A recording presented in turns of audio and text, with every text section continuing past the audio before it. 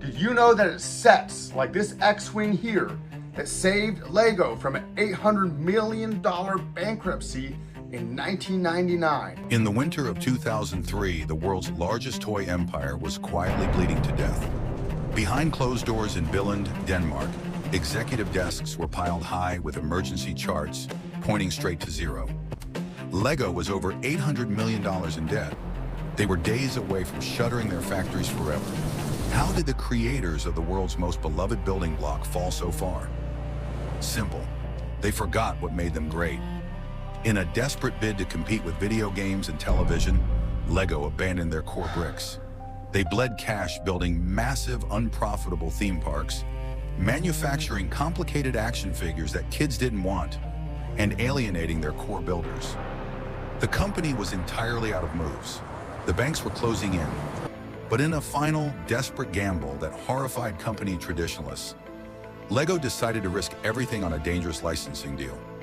They were going to stake the survival of their entire legacy on a galaxy far, far away.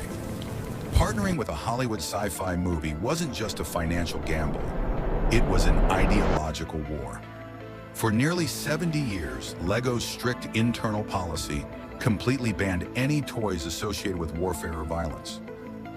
Traditionalists within the company viewed space lasers and plasma swords as a direct violation of their founder's legacy. Heated arguments echoed through the halls of the Danish headquarters, but the numbers left them no choice. In 1998, a secret delegation from Billund flew to the secluded Skywalker Ranch in California. They were entering the inner sanctum of George Lucas. The proposal was simple but unprecedented. Combine the world's greatest building system with the biggest cinematic franchise in human history. Lucasfilm agreed, but the stakes were terrifyingly high.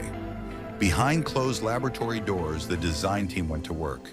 They had to completely reinvent how Lego bricks were engineered.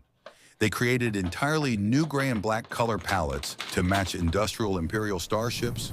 They sculpted tiny plastic helmets for Darth Vader and stormtroopers, obsessing over every fraction of a millimeter. Failure meant absolute destruction.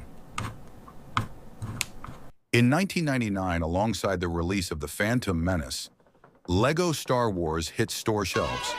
The response was a global shockwave. Toy stores worldwide were completely picked clean in a matter of hours. Sets like the X-Wing fighter and the Millennium Falcon flew off shelves faster than the factories could mold them. For the first time in a decade, Lego felt the rush of massive cash flow. But the victory was a dangerous illusion.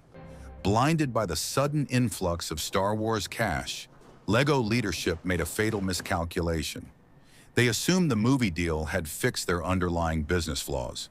Instead of cleaning up their messy supply chains, they doubled down on the hyper-expansion. They manufactured even more complex, non-brick toy lines, causing their overhead costs to skyrocket out of control.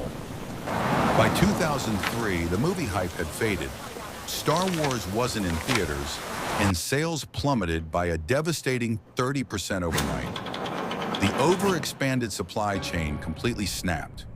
Warehouses filled up with millions of dollars of unsold, rotting inventory that no store wanted to buy. The bank lines were completely cut. Lego had officially hit rock bottom. With days left before total liquidation, the board made a desperate move. They appointed a 35-year-old former McKinsey consultant named Jørgen Vig Knudstorp as the new CEO. He was the youngest leader in company history, and he wasn't a toy maker. He was an analyst.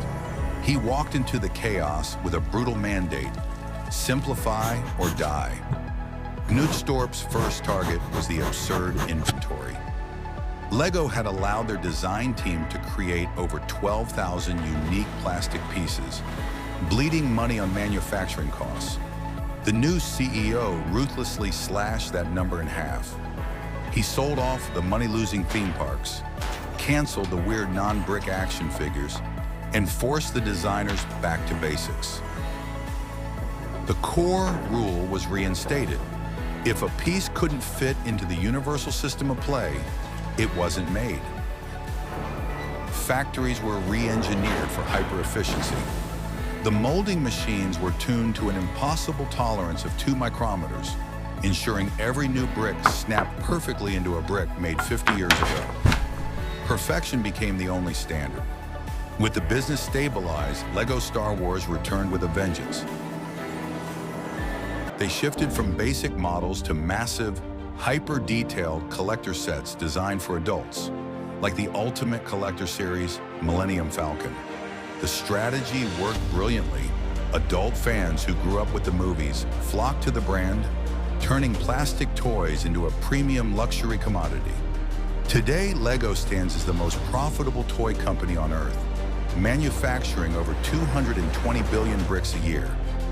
They didn't just survive bankruptcy, they became a permanent pillar of global pop culture. And it all goes back to a simple, indestructible system of interlocking bricks that conquered the galaxy.